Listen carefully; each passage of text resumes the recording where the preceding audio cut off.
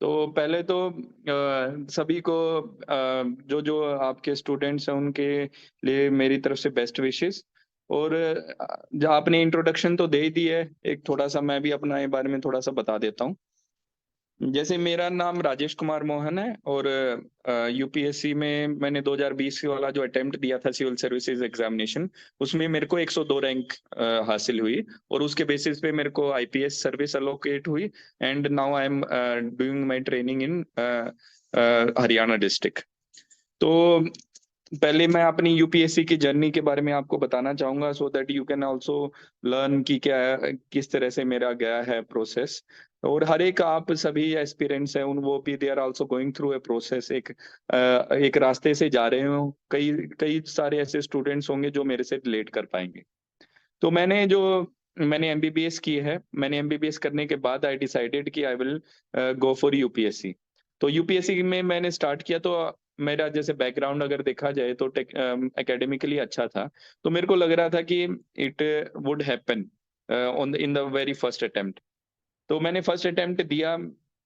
First attempt में prelims हो गया मेरा। तो आई वाज़ मोस्टली मेरे जैसे आपको शायद पता भी होगा लेकिन मैं बता भी दूँ, मेरा 5th अटेम्प्ट था। This was not my first attempt rather it was my 5th attempt. तो पहले अटेम्प्ट में मेरा प्रीलिम्स हो गया तो मेरे को लगा कि हाँ प्रीलिम्स हो गया है तो अब इसी साल ही सब कुछ सिलेक्शन हो जाएगा। लेकिन फिर मेंस नहीं हुआ मेरा सिलेक्शन। और हर साल ऐसे ही हो रहा था मेरे साथ। I was struggling through the mains phase कि मेरा प्रीलिम्स हो जाता था और मेंस नहीं हो पाता था।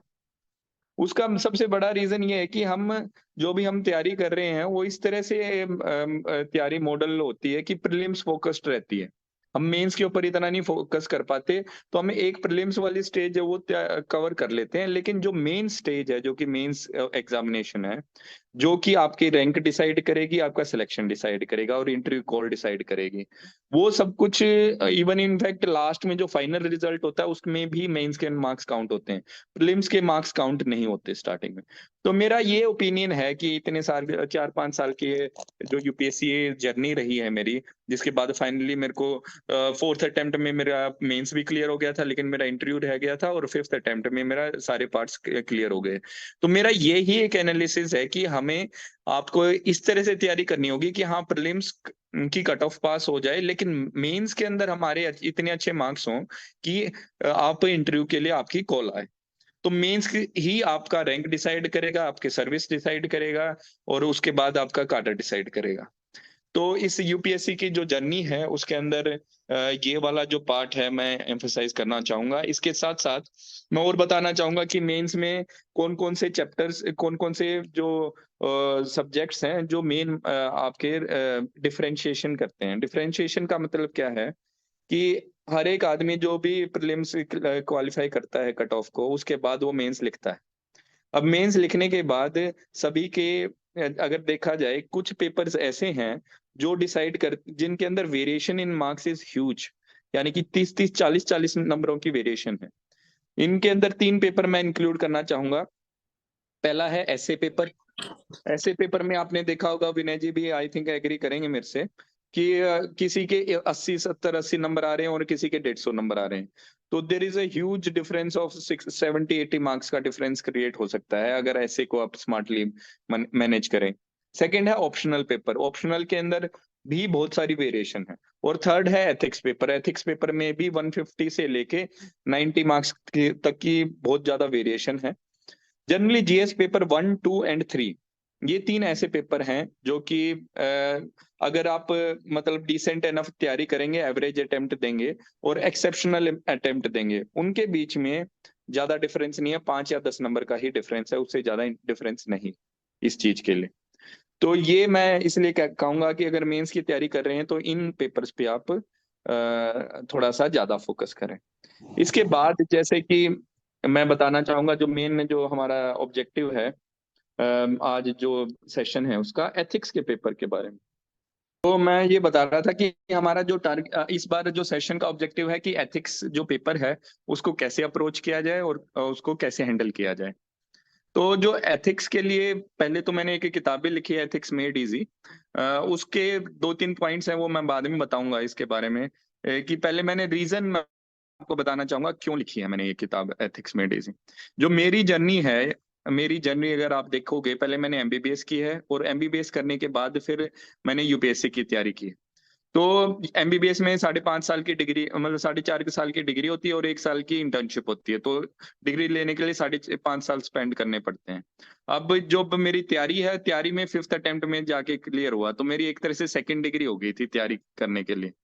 तो इसलिए मैंने डिसाइड किया कि जो मैंने इतना सब कुछ किया है, एफर्ट सोर्सेज को कलेक्ट किया है, तो जैसे एथिक्स पेपर में आप देखेंगे कई सारे सोर्सेज हैं, multiple sources are there, government sources, government second ARC report होगी, गवर्नमेंट की भी कई सारी डीआरपीजी की भी रिपोर्ट्स आती रहते हैं, फिर कई सारी बुक्स हैं, कोई प्रैक्टिकल एग्जाम्पल्स के लिए बुक है, कोई कोर्स के लिए बुक है, कोई पीवाईक्यूज के लिए बुक अलग सोर्स है।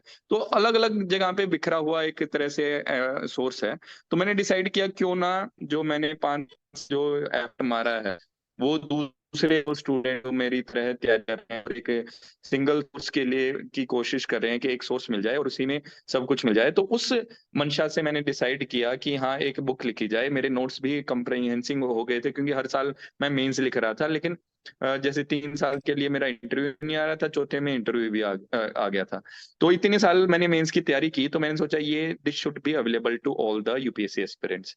इसके साथ साथ जैसे मेरे साथ क्या है कि थ्योरेटिकल नॉलेज अच्छी खासी हो गई थी। अब कई बार क्या होता है, जो केस स्टडी वाला जो पार्ट है आप देखेंगे एथिक्स के अंदर, उसके अंदर प्रैक्टिकल एग्जाम्पल, प्रैक्टिकल अप्रोच भी ज्यादा जरूरी है। कैसे जो फील्ड में जो काम होता है, रियल लाइफ में सिचुएशंस आती हैं। अभी मैं डिस्ट्रिक्ट प्रैक्टिकल ट्रेनिंग कर रहा हूँ, इस टाइम पे भी जो थ्योरी और प्रैक्टिस में अच्छा खासा डिफरेंस होता है। वो एक एडवांटेज इस बुक का इसलिए है क्योंकि मेरे साथ जो कोथर हैं वो उत्तराखंड के डीजीपी अशोक सर हैं। तो वो कई डिस्ट्रिक्ट्स के वो रहे हैं, एसपी रहे हैं, अब पुलिस फोर्स को हेड भी कर रहे हैं। तो उनका एक बहुत ही वास्ट एक्सपीरियंस है जो कि केस स्टडीज में और एग्जाम्पल्स को ज्यादा रेलेवेंट बनाने के लिए एक बहुत ही अच्छा रहा है। तो luckily I happen to meet sir, और sir was kind enough to co-author the book. तो हम दोनों ने मिलकर किया कि मेरी थ्योरी और रिसेंट एग्जाम का एक्सपीरियंस और special focus on one stop solution एक हर एक एथिक्स के सोर्सेज के लिए, और सर ने का जो प्रैक्टिकल विजडम है वो दोनों को इंटीग्रेट करके एक बुक बनाने की कोशिश की गई। अब इसके जो सेलिएंट फीचर्स हैं जैसे मैं आपको बताऊंगा एथिक्स में, पहले तो है कि जो बुक इतना सब कुछ है बुक के अंदर, तो इसको इसके कारण अगर सब कुछ एक तरह से रेंडमली डाल दिया जाए तो एक बहुत ही मोटी बुक बन जाएगी। लेकिन हमने कोशिश की है कि बुक बच्चा उसी किताब को, उसी सोर्स को पढ़ सकता है जिसको वो रिवाइज कर सके, जो कंटेंट कॉन्साइज और कॉम्प्रिहेंसिव दोनों। तो हमने कोशिश की है कि इस बुक को हमने अप्रोक्सीमेटली 350 पेजेस में, अगर मैं एग्जैक्ट नंबर दूं तो मेरे पास बुक पड़ी है ये, तो 300, जैसे आपको दिखाना चाहूंगा मैं, ये 335 लास्ट पेज है जिसमें मुझे मतलब ये सब कुछ बिब्लियोग्राफी वगैरह सब कुछ आने के बाद भी ये इस तरह का पेज है। तो ये हमने कोशिश की है कि इसके अंदर प्रीवियस ईयर कंटेंट भी हो, थ्योरी भी हो, प्रीवियस ईयर क्वेश्चंस भी हो, और कोट्स भी हों और एग्जांपल्स भी हों, सारे एग्जाम रेलेवेंट चीजें वो 330 पेजेस में हमने निकालने की कोशिश की गई है। तो इसके एक बार मैं फास्ट फास्ट यूएसपीज बता देता हूँ, देन वी विल डिस्कस कि एथिक्स को किस तरह से तैयार किया जाए। पहली चीज इसकी ये है, जो कंटेंट हमने जो तैयार किया है वो एक scientific process of source tracing से तैयार किया गया है।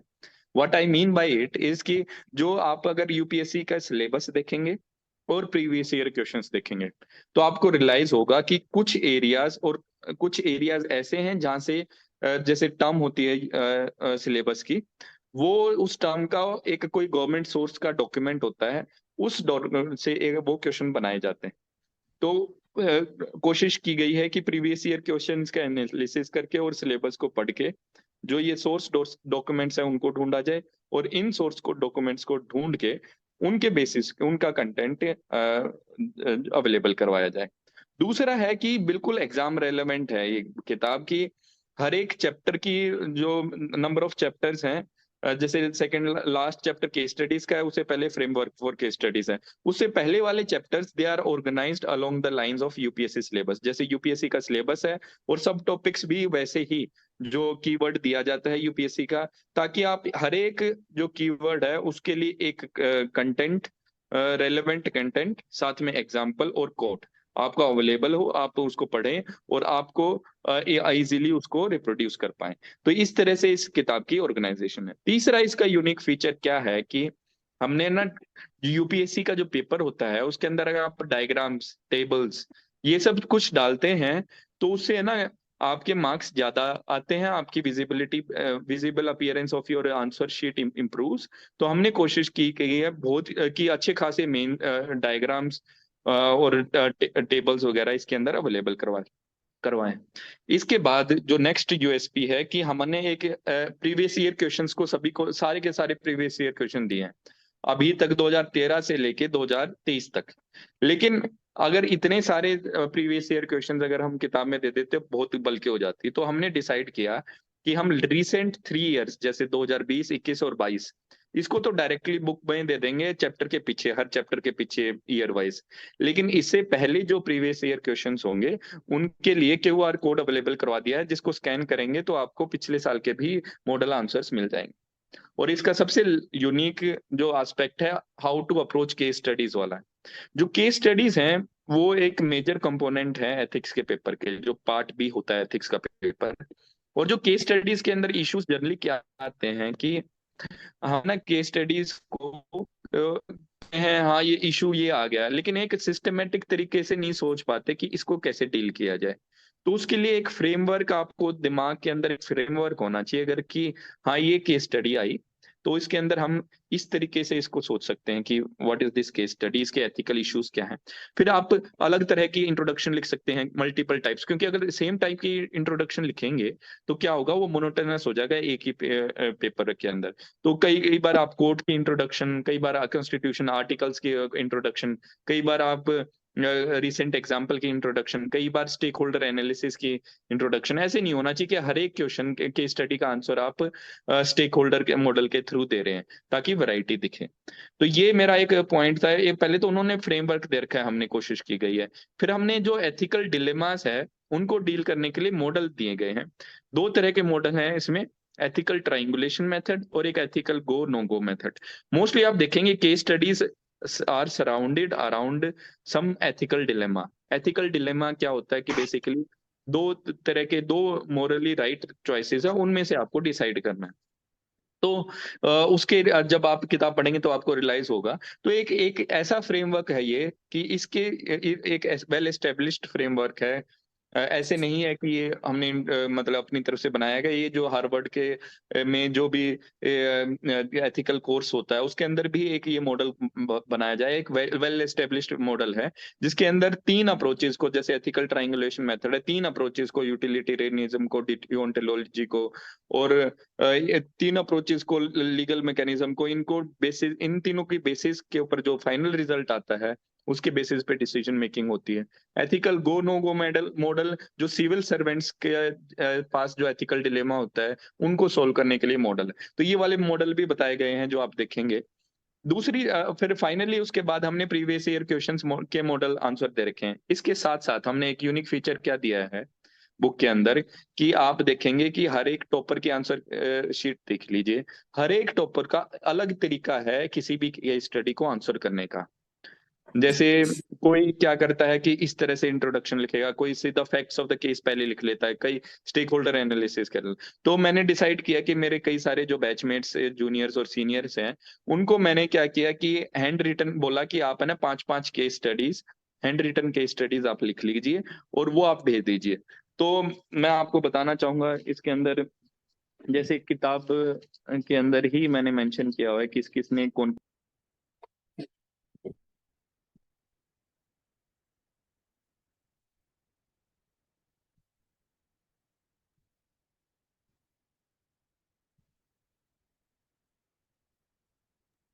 सर आपकी वॉइस एक बार वॉइस नहीं आ रही सर, शायद नेटवर्क वीक आ रहा है। सर आप वॉइस नहीं आ रही, आप म्यूट अनम्यूट करो। IFSI इंडियन सर्विसेज के कैंडिडेट्स हैं, उन्होंने ये हैंड रिटन केस स्टडीज लिखी हुई हैं। इनको आप हर एक को, क्योंकि सभी का अप्रोच अलग होता है, तो हर एक आदमी अलग अप्रोच से लिखता है आंसर, तो उसको आप एक तरह से क्यूआर कोड को स्कैन करके उनको देख सकते हैं कि ये किस तरह से अटेम्प्ट कर रहा है। इसका पर्पस ये है कि आपको ये पता होना चाहिए कि किस तरह से आंसर को लिखा जाता है, क्योंकि हर एक का तरीका अलग है, और आप अपना तरीका आइडेंटिफाई कीजिए आपके लिए कौन सा कंफर्टेबल है। आपको नॉलेज ये होनी चाहिए कि हाँ, दूसरे मार्केट में जिनको ज्यादा नंबर आ रहे हैं वो किस तरह से लिख रहे हैं, तो वो क्यूआर कोड के थ्रू आप एक्सेस कर सकते हैं। ये इसके यूनिक फीचर्स हो गए। तो ये मैंने बुक के बारे में बताया। इसके बाद मैं अभी एथिक्स के पेपर के बारे में डिस्कस करना चाहूंगा, किस तरह से आप तैयारी कीजिए और किस टाइम पे तैयारी कीजिए। तो अब जो पहले तो मैं आपको बताना चाहूंगा time, when to prepare for ethics paper. हम्म आपको मैंने सिग्निफिकेंस बता दी है कि एथिक्स पेपर के अंदर मार्क्स का डिफरेंस बहुत ज्यादा हो जाता है, 90 से लेकर 150 तक का डिफरेंस है। तो आप ये मान के चलिए 60 नंबर इधर उधर हो सकते हैं। एवरेज और एक्सेप्शनल जो पेपर है उसके अंदर 40-50 का डिफरेंस है। तो इसका मतलब अगर आप यहाँ पे इनपुट आउटपुट होगा जो भी, वो ज्यादा होगा। ऐसे ही ऐसे का है, जैसे मैंने पहले भी बताया। तो इसके अंदर आपको ध्यान रखना पड़ेगा कि हमारा जो प्रेजेंट जो तैयारी का फॉर्मेट है वो ऐसा है कि वो बहुत ही हैफेजर्ड है और स्मार्ट नहीं है। उसका रीजन ये है कि जो मोस्टली कोचिंग है वो प्रीलिम्स फोकस्ड है। उसके कारण क्या है, सारा बच्चा पूरा साल तैयारी करता है, जैसे कल अगले साल अटेम्प्ट देना है, तो 2024 का अटेम्प्ट दे रहा है, 2023 से ही प्रीलिम्स की तैयारी कर रहा है और फिर अटेम्प्ट दे देता है। जब प्रीलिम्स क्लियर होता है जब जाके एथिक्स की किताब उठाएगा, उससे पहले उसके बारे में उसको पता ही नहीं है। तो जो बीच में जो टाइम है प्रीलिम्स और मेंस में, वो लिमिटेड टाइम ही है। इस लिमिटेड टाइम के अंदर क्या क्या करोगे आप? एथिक्स भी करना है, पेपर वन में भी सोसाइटी है, इंडियन सोसाइटी है, वो तो आप पढ़ते नहीं, पहले तैयारी नहीं करते। फिर पेपर टू के अंदर आप इंटरनेशनल रिलेशंस को देख लीजिए, मतलब जिस तरीके से होना चाहिए तैयारी उसकी, इंडियन डायस्पोरा वाले कई सारे ऐसे टॉपिक्स हैं वो नहीं करते हम। फिर पेपर थ्री में एग्रीकल्चर और ये वाला जो इकोनॉमी का इनिशियल पार्ट है, वो वाला पार्ट हम मेंस के परस्पेक्टिव से नहीं पढ़ते। ये रियलिटी है। और इसके बाद क्या होता है, लिमिटेड टाइम होता है, उस टाइम पे नया करंट अफेयर्स भी आता है। तो आप ये सब कुछ नहीं कर पाते, और उसका रिजल्ट क्या होता है, आपका प्रीलिम्स हो जाता है, मेंस नहीं हो पाता। और मेंस के अंदर मार्क्स आएंगे तभी आपका सिलेक्शन होगा, उसके बिना तो हो नहीं सकता। तो मेरी ओपिनियन ये है कि आप है ना, जो प्रीलिम्स की तैयारी है, पहले आपको पता होना चाहिए प्रीलिम्स के बारे में कि मेरा कंफर्ट लेवल कितना है। हम्म अगर आपको लगता है कि मैं 3-4 महीने की तैयारी में प्रीलिम्स क्लियर कर सकता हूँ, तो उसके हिसाब से देखिए। अगर आपको लगता है कि मेरे को ज्यादा टाइम है प्रीलिम्स की तैयारी के लिए, तो आप थोड़ा सा ज्यादा टाइम दीजिए। लेकिन आप ये टाइम अपना डिसाइड कर लीजिए कि अगले साल पेपर है 2024 को, उससे इतने महीने पहले मैं डेडिकेटेडली प्रीलिम्स पढ़ूंगा, या पढ़ूंगा उस टाइम पे, और कुछ नहीं पढ़ूंगा। बीच उससे पहले वाला टाइम आप थोड़ा सा यूटिलाइज कीजिए। जैसे सपोज कीजिए डेडिकेटेड, आई मीन कि उससे पहले प्रीलिम्स के बारे में पढ़ें, लेकिन डेडिकेटेड ना पढ़ें। डेडिकेटेड इन द सेंस कि करंट अफेयर्स और बस, और कुछ पढ़ना ही नहीं उस टाइम पे, ना आंसर राइटिंग की तैयारी करनी। तो जैसे आप सपोज कर सकते हो, अगर ज्यादा कंफर्टेबल है, जिसने 1-2 अटेम्प्ट दे रखे हैं, तो 3 या 4 महीने, 4 महीने आप डेडिकेटेडली दे सकते हैं। और अगर थोड़ा सा नया बच्चा है, तो वो क्या कर सकता है, 6 महीने दे सकता है। तो 6-7 महीने का बफर पीरियड लेके उससे पहले आप प्लानिंग कीजिए कि प्रीलिम्स के साथ साथ आप तैयारी कीजिए मेंस के जो टॉपिक्स, जो कि एक तो ऑप्शनल तो आप डेडिकेटेडली कीजिएगा ही, उसके बाद एसे के ऊपर थोड़ा फोकस, एथिक्स के ऊपर फोकस, और अगर हो सकता है तो जीएस पेपर 1, 2, 3 के जो टॉपिक्स जो प्रीलिम्स में तो मैं बता रहा था आपको कि किस टाइम पे तैयारी करनी चाहिए, इस टाइम पे करनी चाहिए, ताकि आप के बीच में जो टाइम है, बीच में जो प्रीलिम्स और मेंस में, उससे पहले आपको ब्रॉड अंडरस्टैंडिंग हो, रिफ्रेश करके आप अच्छे से मेंस का अटेम्प्ट कर दीजिए। अब दूसरा तरीका है कि इसकी तैयारी कैसे की जाए, कि मतलब how to do prepare for this. अब जैसे मेरी बुक है तो उससे आप सिंगल सोर्स कर ही सकते हो। अब इसमें आप जैसे भी, आपको कैसे यूज करेंगे आप इस किताब को, आप जैसे टॉपिक है उसको पढ़ें, उसके बाद जो मॉडल आंसर भी देख लीजिए। लेकिन है ना, model answer is not a real, मतलब आप ये कह सकते हो कि मॉडल आंसर में ज्यादा इंफॉर्मेशन होती है। आप जब आंसर लिखते हो मेंस का, उस टाइम पे you have limited time and limited space, और वर्ड लिमिट भी होती है। तो आपको ये करना होगा कि आप जब भी कोई भी चैप्टर पढ़ें उसके पीछे प्रीवियस ईयर क्वेश्चन देखें, तो एक टाइम बाउंड में एक यूपीएससी की जो आंसर शीट होती है उसमें आंसर राइटिंग पक्का करें, ताकि आपको वो जो पढ़ा है वो आपका इनग्रेन तो हो जाए। और हर एक बुक के पीछे पीवाईक्यूज दिए हुए हैं, उनको यूज करो और उसके बेसिस पे आप कॉपी पे लिख लो, एक स्टॉप वॉच लिख लो, रख लो साथ में। जब तक जो आपने पढ़ा है वो आप रिप्रोड्यूस नहीं कर पाते मेंस के एग्जामिनेशन में, वो इरेलेवेंट हो जाता है। समझ रहे हैं? तो इसलिए मैं आप सभी को बोलूंगा कि आप जैसे जैसे पढ़ें उसके साथ साथ ही आंसर राइटिंग करते रहें। अदरवाइज क्या होगा कि आपकी हैबिट नहीं बनेगी। और फिर बाद में जब एग्जाम के ये वाला प्रोसेस आप कीजिए जब इनिशियल कर रहे हैं। अब जब प्रीलिम्स और मेंस का जो टाइम होगा ना, उस टाइम पे आपको करना होगा कि शुरू में तो 1 घंटे के अंदर कीजिए, लेकिन आपको कोशिश करनी चाहिए कि 3 घंटे वाले जो मॉक टेस्ट्स होते हैं ना, वो ज़रूर दीजिएगा। क्योंकि जब आप 3 घंटे के अंदर आपको नॉलेज तो है, लेकिन 3 घंटे के अंदर कैसे टाइम मैनेजमेंट करना है, कि कैसे क्या करना होता है, वो बहुत इंपॉर्टेंट हो जाता है।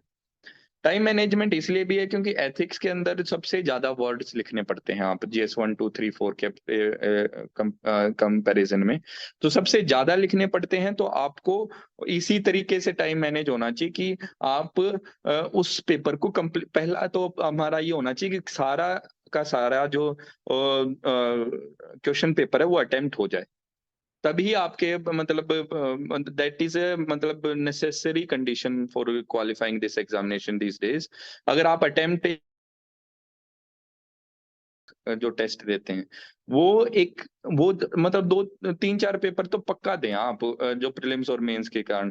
तभी आपको रियलाइज होगा, एक बार आप एक पेपर देख लेंगे ना, आपको रियलाइज हो जाएगा कि हाँ, कि क्या प्रॉब्लम है। और जब उसके बाद जब मेरे को सुनोगे ना, अगर वो पेपर दिया और मेरे को सुनोगे, तो आपको और भी ज्यादा इफेक्टिव लगेगा जो मैं आगे बोलने वाला हूँ। क्योंकि कई बार क्या होता है, आदमी सुन लेता हाँ ये है, लेकिन है ना, जब आप पेपर करते हो ना, तब आपको रियल लाइफ का पता लगता है कि हाँ, उस घंटे में आप किस तरह से मैनेज कर पाते हैं। तो मैं अपनी स्ट्रेटेजी आपसे शेयर करना चाहता हूँ कि किस तरह से टाइम मैनेजमेंट किया जाए उसको, पेपर को अटेम्प्ट करके। जैसे आपने तैयारी कर ली, तैयारी में मैं थोड़ा सा वो पार्ट स्किप हो गया। तो तैयारी के अंदर है ना, जैसे वो वाला पार्ट मैं पहले एड्रेस कर लेता हूँ, फिर मैं कैसे उस पेपर को कैसे अटेम्प्ट करना वो एड्रेस करता हूँ। अब जैसे तैयारी कर रहे हैं आप, तो तैयारी में है ना, आप यूपीएससी का सिलेबस रखते हैं, तो ये तो हर एक चीज के लिए ये देखिएगा कि हर एक जो कीवर्ड मेंशन्ड है यूपीएससी के सिलेबस में, उसके बारे में you should be able to write 2 pages, 2 3 pages, मतलब कंप्लीटली उस कंसेप्ट को पूरी तरह से अंडरस्टैंड करो। जैसे वैल्यूज हैं तो इम्पार्शियलिटी का मतलब पता होना चाहिए कि एग्जैक्टली क्या है, नॉन पार्टिसनशिप क्या है, ये आपको पता होना चाहिए। Concept should be clear. साथ साथ में आपके पास एक रेडीमेड कोड होना चाहिए, एक रेडीमेड एग्जाम्पल होना चाहिए। और अच्छा एग्जाम्पल होगा तो और भी बढ़िया रहेगा।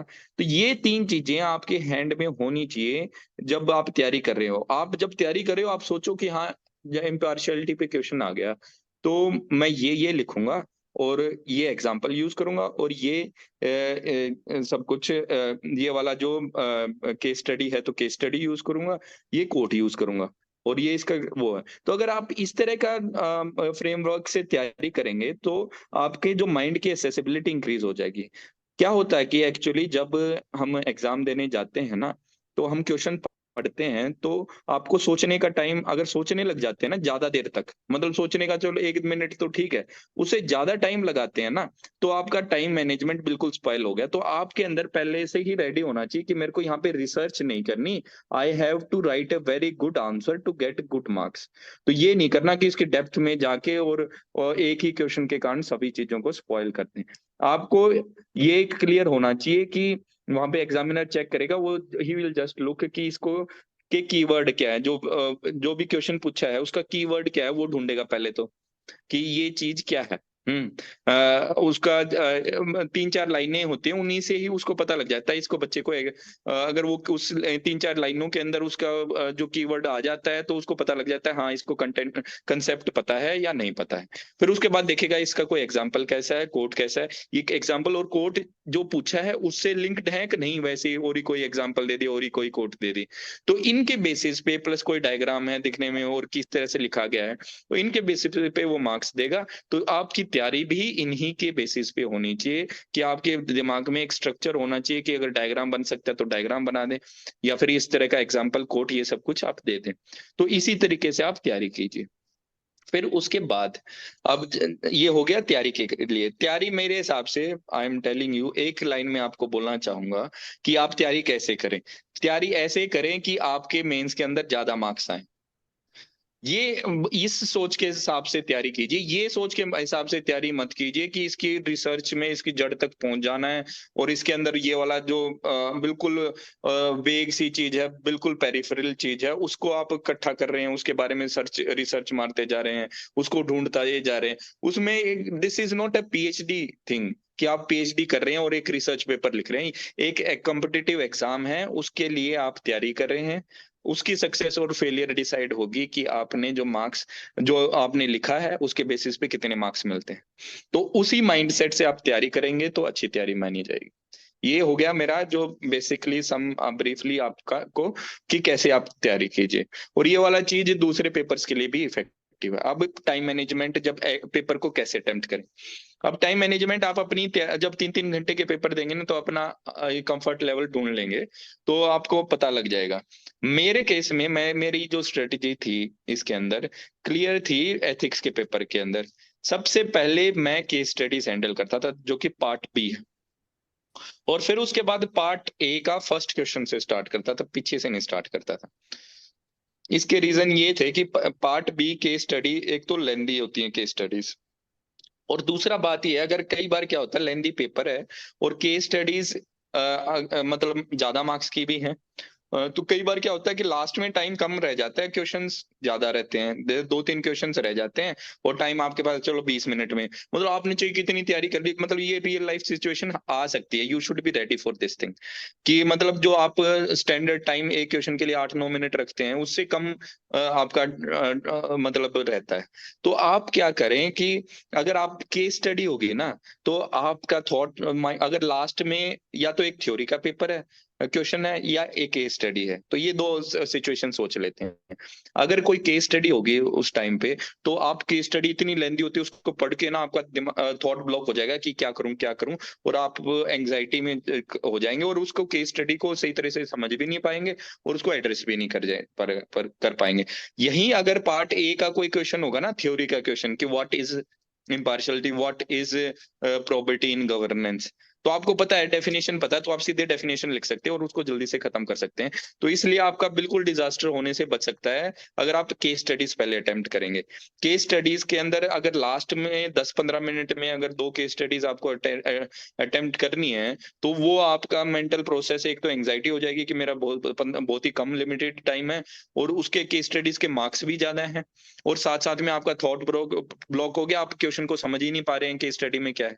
तो उसके अंदर को प्रिवेंट करने के लिए आप हमेशा ही केस स्टडीज पहले कीजिए फिर पार्ट ए को कीजिएगा। अब उसके बाद केस स्टडीज में भी एक और एडवांटेज है, जो पेपर आपको मिलता है उससे 2-3 मिनट पहले मिल जाते हैं आपको। तो एक तरीका यह है कि 2-3 मिनट तक आप एक छोटे छोटे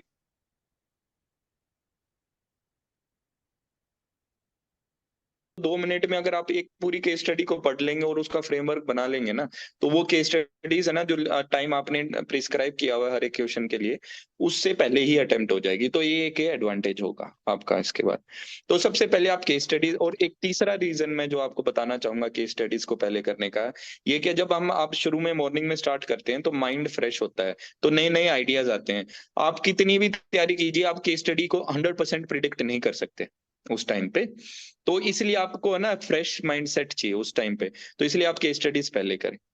उसके बाद केस स्टडीज करने के बाद आप ये ध्यान रखें कि केस स्टडीज 1 घंटे 40 मिनट से पहले पहले कंप्लीट हो जाए और फिर आप पेपर पार्ट 1 को करना शुरू करें। अब पार्ट 1 का को करेंगे तो पार्ट 1 के अंदर आप पहला क्वेश्चन अच्छा अटेम्प्ट करना है, आप ना चाहिए 1 मिनट उसको एक्स्ट्रा दीजिए। उसका रीजन ये है कि जब पेपर किसी के एग्जामिनर के पास जाता है तो पहला क्वेश्चन देखता है, एग्जाम्पल आंसर देखता है उसका, तो उसी के बेसिस पे वो ओपिनियन बना लेता है एग्जामिनर की बच्चे को आता है कि नहीं आता है। तो वो कहते हैं ना, first impression is the last impression. तो उस बात को मान के आपको फर्स्ट इंप्रेशन अच्छा रखना है, तो पहले वाले क्वेश्चन में 1 मिनट एक्स्ट्रा देके भी आप अटेम्प्ट कीजिएगा, और फिर ये आप टाइम मैनेजमेंट कीजिए। तो ये थी मेरी जो ब्रॉड कैसे तैयारी की करें और कैसे टाइम मैनेजमेंट करें। और तीसरी चीज मैं आपको जो बताना चाहूंगा कि जो आपके लिए कंटेंट डिफरेंशिएशन और मार्क्स कैसे ला सकते हैं, किस तरह से आंसर राइटिंग करें। जैसे आपको कंटेंट पता लग गया, एग्जाम्पल हो गया, कोट, ये तो मैंने बता दिया। इसके साथ साथ आप कैसे इनोवेटिव तरीके से कर सकते हैं। देखो जो एथिक्स का पेपर है ना, उसके अंदर है ना कई सारे क्वेश्चंस ऐसे हैं जो प्रिडिक्टेबल हैं। आप प्रीवियस ईयर क्वेश्चंस देखेंगे तो आपको रियलाइज हो जाएगा कि एक क्वेश्चन वैल्यूज पे तो पक्का आता है, जो फाउंडेशनल वैल्यूज है ना। और कई बार तो क्वेश्चन ऐसे ऐसे आ जाता है, right short note of 30 words on this value. मतलब 1 2 1 2 3 4 इनके ऊपर 5 वैल्यूज के आप शॉर्ट नोट लिख दीजिएगा। या फिर एक क्वेश्चन ऐसे आ जाता है कि आप ना कोई भी ऐसी 5 सिविल, 2 या 3 सिविल सर्विसेज की वैल्यूज बता दीजिए जो बिल्कुल एब्सोल्यूट एसेंशियल है आपके हिसाब से। तो आप वैल्यूज वाले चैप्टर को बहुत थोरोली करके, और आप में के दिमाग में ये रेडी होना चाहिए कि इस वैल्यू के अंदर ये डेफिनेशन लिखनी है, और उसको याद कर लीजिए, ये एग्जांपल लिख लेना है, और ये कोट लिखनी है। तो इस तरह का आप लिख लीजिएगा, उससे अच्छे नंबर आएंगे। दूसरा है, होते हैं क्वेश्चन कोट बेस्ड क्वेश्चंस, जो मतलब हर साल रिपीट ही होते हैं। एक क्वेश्चन होता है जिसके 3 सब पार्ट आ जाते हैं कई बार, तो उसमें या 4 सब पार्ट आ जाते हैं जिसका 10 10 नंबर के हो जाते हैं। तो उसके अंदर क्या होता है कि आपको कोट बेस्ड को कैसे मैनेज करें। तो कोट के लिए आप पहले से ही आपका फ्रेमवर्क रेडी रखिए कि एक कोट है, पहले तो उसको एक्सप्लेन, जैसे मैंने, आप अपना भी फॉर्मेट बना सकते हैं।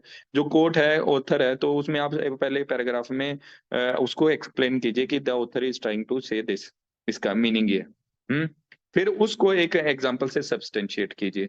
फिर वो बोल बताइए इसकी कंटेम्परेरी रेलेवेंस क्या है, कि आज के जमाने में इसकी क्या रेलेवेंस है इस कोट की। फिर उसके बाद अगर कोई उसके काउंटर व्यू है तो उसको दीजिए। अगर काउंटर नहीं है तो कंटेम्परेरी रेलेवेंस के बाद आप बताइएगा कि इसकी सिविल सर्विसेज के अंदर इस कोर्ट की क्या रेलेवेंस है। तो इस तरह से आप स्ट्रक्चर करेंगे छोटे छोटे पार्ट्स में, ज्यादा सब सेक्शंस बनेंगे और आपके ज्यादा नंबर आएंगे कोर्ट बेस्ड में। फिर जो थ्योरी का जो पेपर है, जो पहला पार्ट है, उसके अंदर आप जब आंसर लिख रहे हैं तो एक छोटा सा एंड में, अगर ये part, how this thing is relevant to civil services, वो वाला एक पैराग्राफ लिख देंगे तो आपको आधा मार्क्स ज्यादा मिलने के फायदा है। तो ये मैं आंसर राइटिंग के कुछ टिप्स एंड ट्रिक्स देना चाहूंगा। टेबल्स जरूर बनाएं और ये डायग्राम्स जरूर बनाएं। तो ये था। अब we can, I think Vinay, we can take some questions और then we can close this session. Sure sir, yes. तो आपको जिसको भी अपने क्वेश्चन है, मतलब बेसिकली सर ने बता ही दिया मोर और लेस, तो you can ask the questions.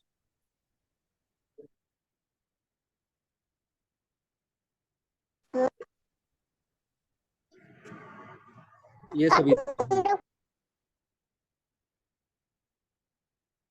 थोड़ा फास्ट करो, देखो टाइम ही पॉसिबिलिटी है सर के पास, है ना। सर ने अपना प्रेशियस टाइम निकाल के लिया, क्वेश्चन किया ही।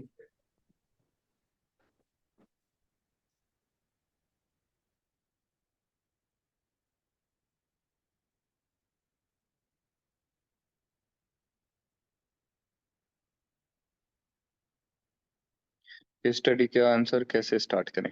ओके। देखिए, ये बहुत ही अच्छा क्वेश्चन पूछा गया है, अभी शायद कमेंट में आया है, कुलाद आसिफ ने दिया है। तो जो है ना, केस स्टडीज का आंसर कैसे तैयार किया, अगर मैं अपनी बुक को खोल के बता दूंगा, वैसे भी बता सकता हूँ मैं, लेकिन बुक खोल के मैं आपको क्लिक बता सकता हूँ कैसे आप सकते हैं। 2 सेकंड आप रुकिएगा।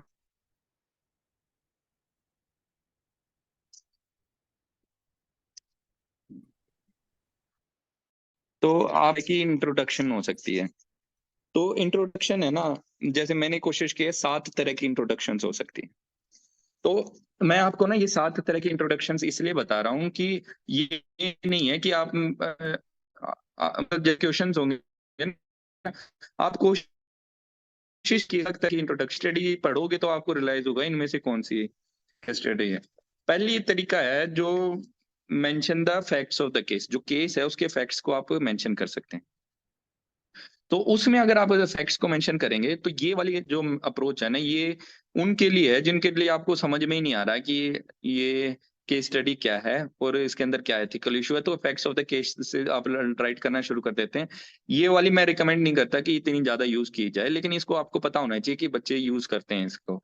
जैसे मेरे साथ ही जो बैचमेट है गौरव बुडानिया है, वो आईएएस है अभी और रैंक 13 आया था। तो वो उसका उसने बताया था कि मतलब फैक्ट्स ऑफ द केस का एक एडवांटेज ये भी होता है कि ये जब facts of the case mention करते हो तो इसी इतने में आपके माइंड भी वर्क करने लग जाता है, साथ साथ में आप मेंशन कर सकते हैं, तो ये एक एडवांटेज होता है और भरा भरा क्वेश्चन लिखता है। तो ये वाला एक पॉइंट है फैक्ट्स ऑफ द केस। दूसरा है तरीका, फाइंड आउट एथिकल डिलेमास और वैल्यूज इन्वॉल्व। अगर ये वाली आपने इंट्रोडक्शन की, इसको बेस्ट माना जाता है, रीजन बीइंग कि अगर आपने ये वाली इंट्रोडक्शन की है तो एग्जामिनर को पहले ही पता लग गया कि क्रक्स क्या है। समझ रहे हो आप? एग्जाम्पल, क्योंकि कई बार बंदे है ना एथिकल डिलेमास और वैल्यूज आइडेंटिफाई नहीं कर पाते। अगर आपने ये वाली चीज एथिकल डिलेमास और वैल्यूज आइडेंटिफाई करके इंट्रोडक्शन में लिख दी है स्टार्टिंग में किसी भी केस स्टडी में, उसको पता लग जाएगा कि हाँ इसको समझ में आ गया, तो फिर उसको वो जल्दी से पढ़ेगा और वो in line with your thinking हो। तीसरा है स्टेक होल्डर एनालिसिस। आप स्टेक होल्डर ढूंढ लीजिए, उसका डायग्राम भी बना सकते हैं। एक सोसाइटी या फिर सोसाइटी तो होती है हर एक स्टेक होल्डर, जो नाम है उसके अंदर वो कर सकते हैं। फिर उस बाद है कोरिलेट विद रिसेंट इवेंट। आप देखेंगे जो केस स्टडीज है mostly inspired by current affairs हैं। आप देखेंगे जब माइग्रेशन क्राइसिस हुआ था कोविड के बाद, तो वो वाले केस स्टडी हो गए। जैसे इस साल आप देखेंगे, आप आने आएगा जब पेपर, मैं बता रहा हूँ जो मणिपुर में जो रेप वाला जो हुआ है, फीमेल के साथ जो एट्रोसिटीज हुए, वो एक very high chances of A case studies around that line. तो इस तरह की केस स्टडीज होंगी, तो अगर वो करंट इवेंट मेंशन कर देंगे तो वो और भी अच्छा लगेगा। फिर आप कोर्स से भी स्टार्ट कर सकते हैं। कॉन्स्टिट्यूशन के आर्टिकल्स याद रखें आप, स्पेशली डीपीएसपीस तो क्रैम कर लीजिएगा, और कुछ आर्टिकल्स और याद कर लीजिएगा जो राइट से रिलेटेड। इन आर्टिकल से भी स्टार्ट कर सकते हैं, प्रीएम्बल से भी स्टार्ट कर सकते हैं। फिर ये कुछ एग्जांपल्स के साथ ये 7-8 तरीके के इंट्रोडक्शन है, वो यूज कर सकते हैं आप, उनके बेसिस पे आप स्टार्ट कर सकते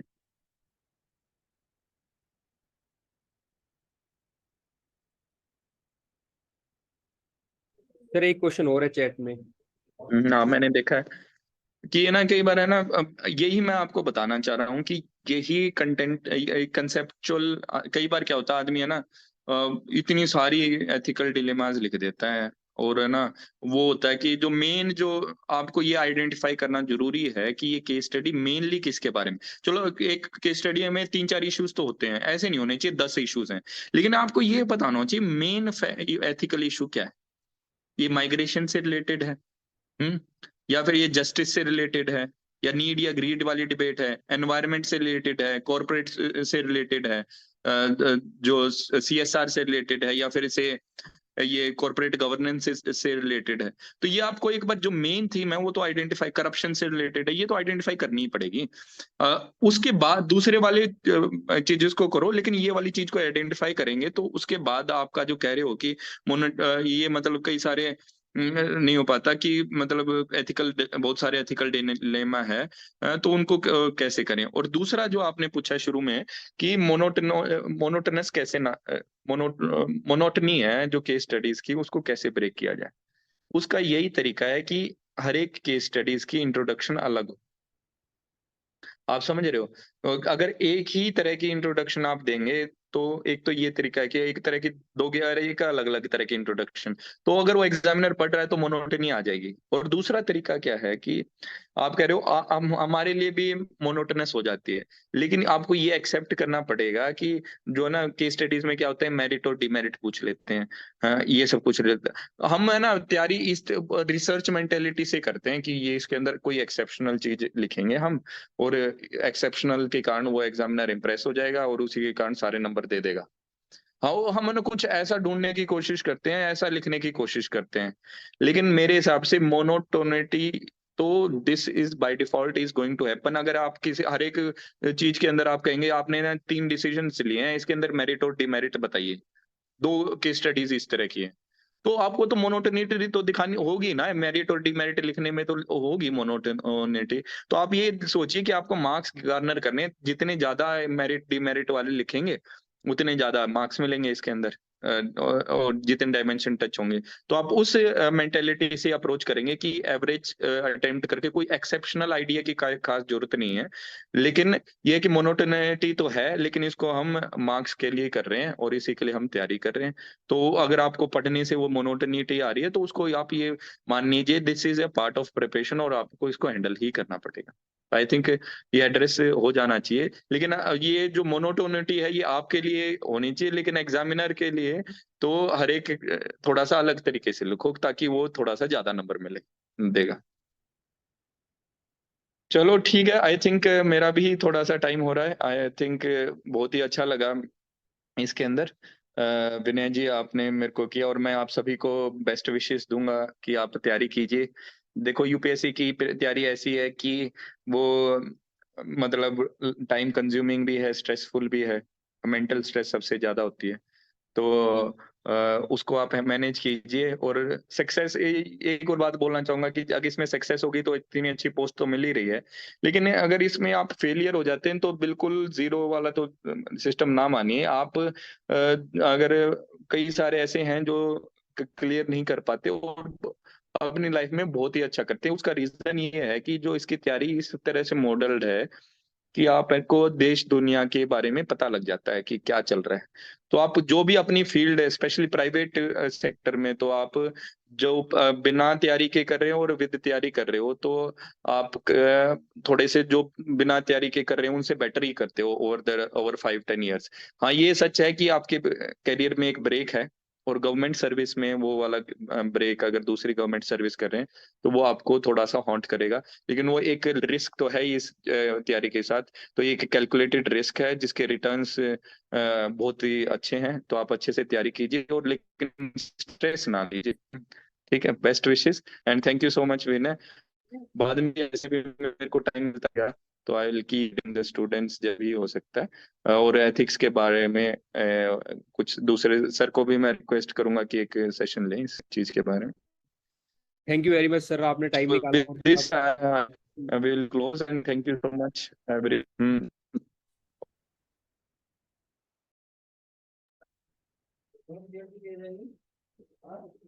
thank you everyone for the attending the session.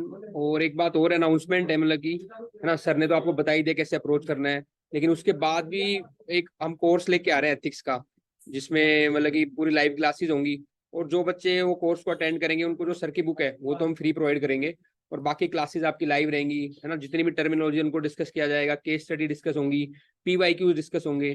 तो ये क्लासेस की 2 डेमो क्लास है जो 6 और 7 सितंबर को आपको 8 PM जूम पे होगी। तो जो भी इंटरेस्टेड बच्चे हो मेरे को मैसेज कर सकते हैं, नंबर आपके पास है, ये नंबर 9310521990। तो इस पे अगर आप चाहो तो अपना डेमो क्लास रखे, फिर आप एथिक्स, क्योंकि टाइम देखो एथिक्स करने का है, सर ने बोला है जो मेंस के टॉपिक हैं वो कवर करने में, तो इस टाइम पे अगर आप एथिक्स अच्छे से अपना कर लोगे, सोसाइटी कर लोगे, तो ये तैयारी आपकी एडवांस लेवल पे हो जाएगी अगले साल के लिए। ठीक है, और इसके अलावा भी जो बाकी टॉपर्स हैं, सिलेक्टेड हैं, उनको लगातार हम इसके कोर्स के अंदर लाते रहेंगे, ताकि आपको एक जो प्रैक्टिकल व्यू है वो भी मिलता रहे। Thank you everyone, all the best. किसी को क्वेरी है तो आप पूछ सकते हो।